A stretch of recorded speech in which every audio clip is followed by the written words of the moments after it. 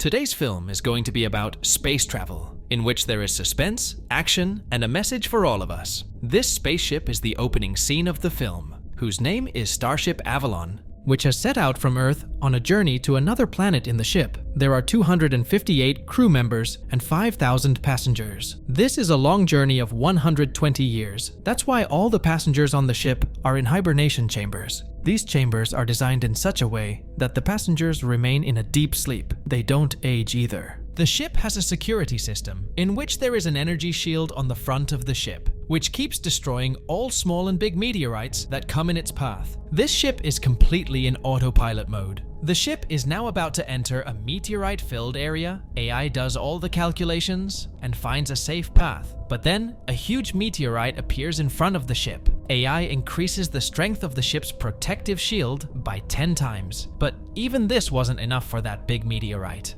The entire ship starts trembling due to the impact of that meteorite. The ship suffers considerable damage, but AI inspects all the damages and fixes everything one by one. However, AI is unable to fix the malfunction in one chamber, and that chamber wakes up the passenger sleeping in it. This passenger's name is Jim. As soon as Jim regains consciousness, there is an artificial ship attendant in front of him who helps Jim to return to normal. She tells Jim that after 4 months they will arrive at another planet, which will be your new home. Till then, make friends with the crew members and enjoy the journey. Jim has a belt in his hand, which is Jim's ID, which is going to be useful everywhere. The attendant asks Jim to get ready and come down to the training hall, where the rest of the ship's crew are also arriving. As Jim woke up from sleep after so long, he was very excited to meet new people and make friends with them. He gets ready and goes down to the training hall where all are about to gather, but Jim is surprised to see that there is no one else except him and that artificial attender. Jim doesn't feel right about all this. He runs to the manager's office, but there is no one there either. Now his nervousness started increasing.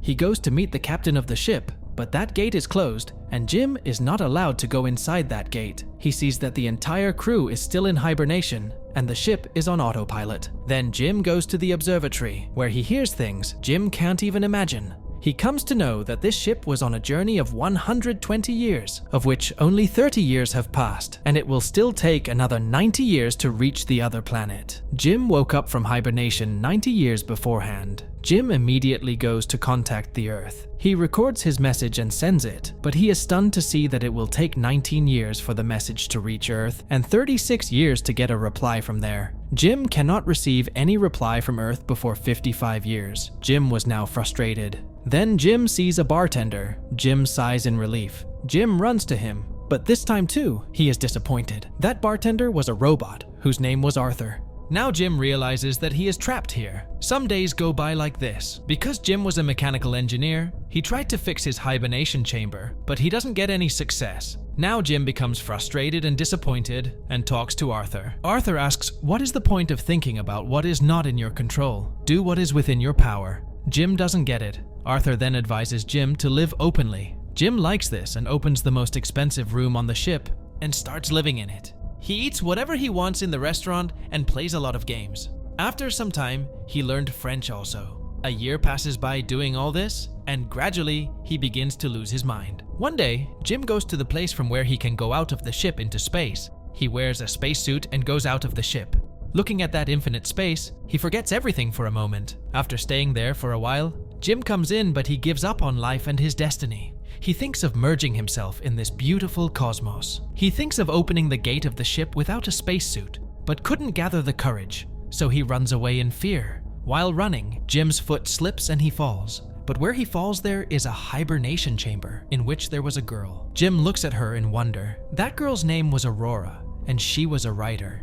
Now Jim gets to know more about Aurora. The more he reads books and articles written by her, the more he starts liking her. Now Aurora started dominating his mind. He talks about Aurora and reads out his writings to Arthur. Then one day, while looking at the manual of the hibernation chamber, an idea comes to him. Since he was an engineer, he started reading about how the hibernation chamber works, and he came to know how to open the chamber before the time. But he tries hard to stop himself from doing so, because if he wakes up Aurora, she will not be able to go back into hibernation, and then she too will be stuck on the ship like Jim forever. But due to living alone for a year, Jim forgets to differentiate between right and wrong. He selfishly destroys Aurora's chamber and wakes her up. As soon as Aurora wakes up, Jim runs away to his room. He can't believe what a big sin he has just committed, but loneliness had changed Jim. After some time, he comes down and sees Aurora in the hall. She still had not completely come out of the effects of hibernation. She looks at Jim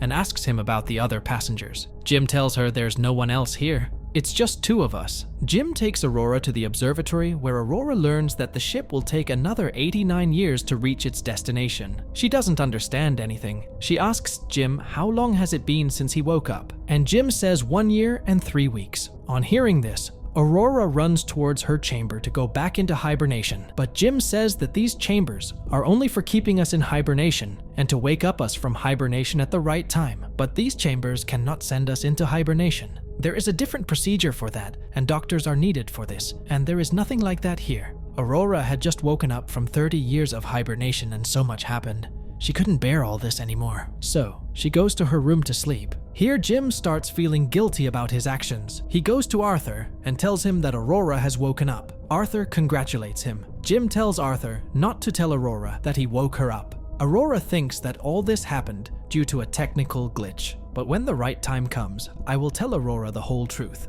Arthur promises to keep this secret between them. The next morning, Jim and Aurora meet for breakfast. Aurora again asks him about the details of going back to hibernation. Jim says, I have been here for the last 1 year. I've tried everything. It's not possible to go back into hibernation. Aurora gets angry and leaves from there. Meanwhile, something strange starts happening on the ship. Frequent power fluctuations and robots behaving strangely. With the passing of days, Aurora also starts accepting her destiny. She realizes that she is now stuck here for the rest of her life. One day, while talking to Jim, she tells him that she had also booked return tickets.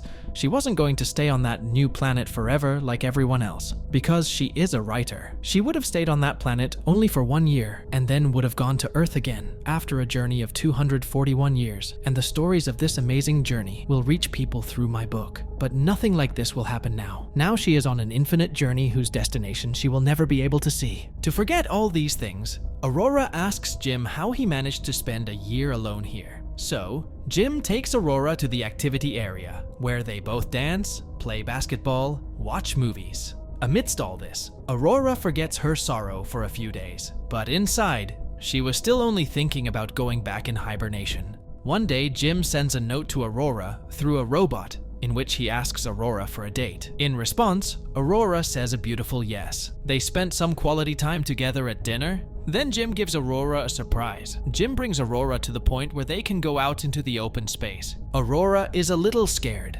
Jim tells her to trust her new friend, and both leap into that infinite abyss. Aurora was happy after so many days. This infinite space had erased the distance between Jim and Aurora, and now both of them start living together. Now this ship was the world for both of them, and they were very happy. But today was something special.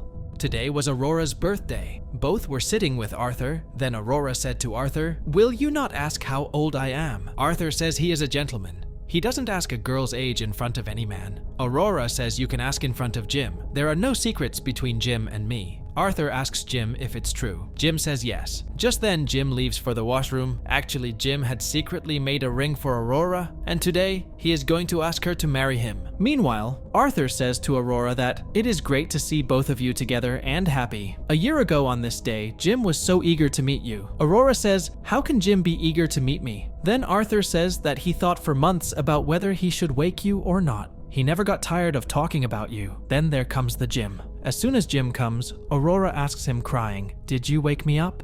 Jim realizes that Arthur has told Aurora everything.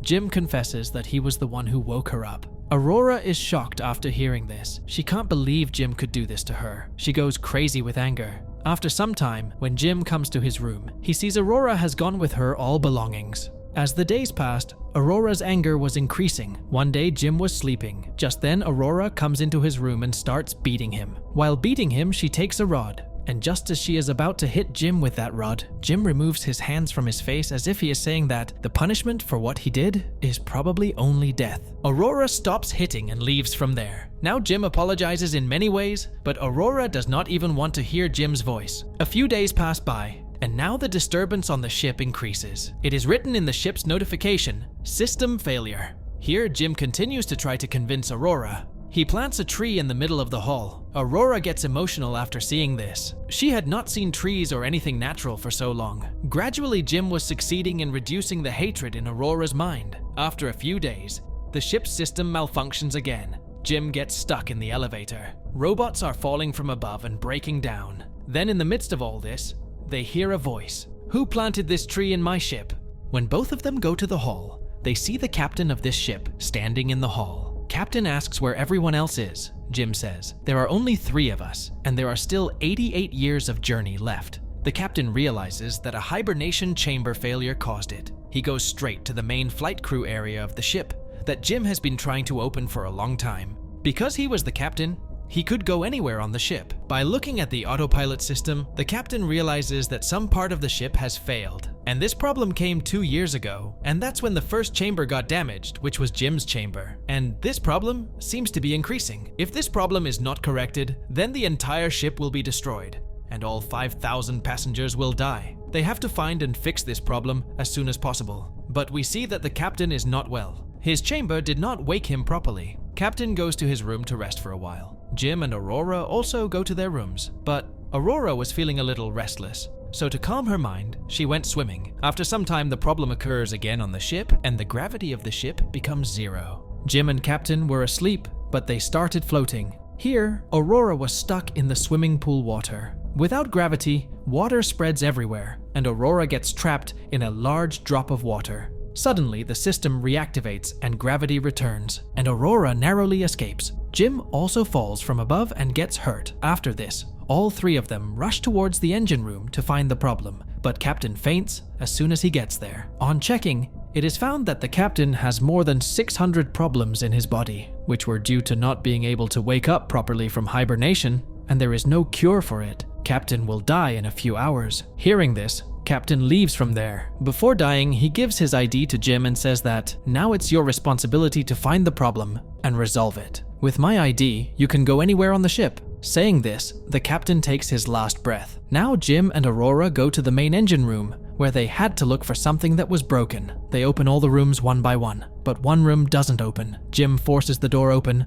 but as soon as the room opens, Aurora gets pulled into it. And Jim was also getting pulled into the same room, but he was holding the gate. Then Jim pushes a tablet away from him, and the tablet goes straight into the hole and gets stuck there. This reduces the drag a bit. Then Jim closes that hole. A small piece of a large meteorite that collided 2 years ago crosses the protective shield and collides with the ship and penetrates the reactor control computer, which caused the computer to shut down, and the reactor that powers the entire ship got out of control. If nothing is done quickly, this reactor will destroy the entire ship.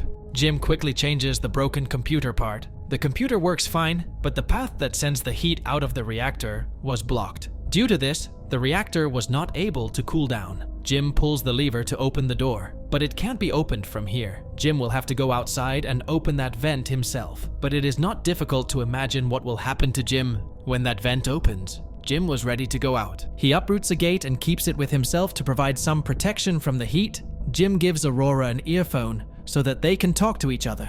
Before Jim leaves, Aurora tells him to come back safely. She says, "I can't live without you," and the gate closes. Now Jim moves towards that vent. Here, Aurora goes back to the computer room. But now this room had become too hot. The heat from the reactor was now burning this room. Aurora takes off her t-shirt and holds the lever, waiting for Jim. Jim opens the gate of the vent, but the gate does not remain open. As soon as Jim removed his hand, the gate was closing again. This means that Jim will have to stand holding the gate so that heat can escape. But Jim was sure to die in this. Jim says, "Pull the lever as soon as I open the gate. I have to keep holding the gate." Aurora refuses because it could cost Jim's life. Aurora doesn't pull that lever. She says, "If you die, then I will also die." Jim asks her to think about the responsibility the captain gave them. Aurora cries and pulls the lever.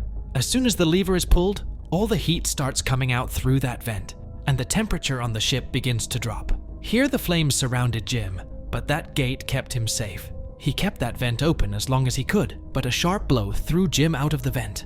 That blow was so strong that even the cable broke. Now Jim was in space without any cables. The ship was working perfectly now. But Aurora goes crazy with joy after hearing Jim's voice. But Jim says his cable is broken and a hole in his suit too. Due to this, his oxygen is running out. He apologizes to Aurora for the last time for waking her up. Aurora goes out wearing a spacesuit to save Jim. She jumps, grabs Jim, and brings him inside. Jim was unconscious. Aurora puts him in a chamber where the computer checks and reveals that Jim is dead. Aurora asks the computer to give emergency treatment. The computer uses all its power and Jim opens his eyes. Jim once woke up Aurora from her sleep, and this time, Aurora woke up Jim from his sleep. Now everything was back to normal. Jim and Aurora were back together, and Jim finally asked Aurora to marry him. Aurora also said yes and wore the ring. Now the movie moves forward 88 years in time. We see that the ship has reached its destination.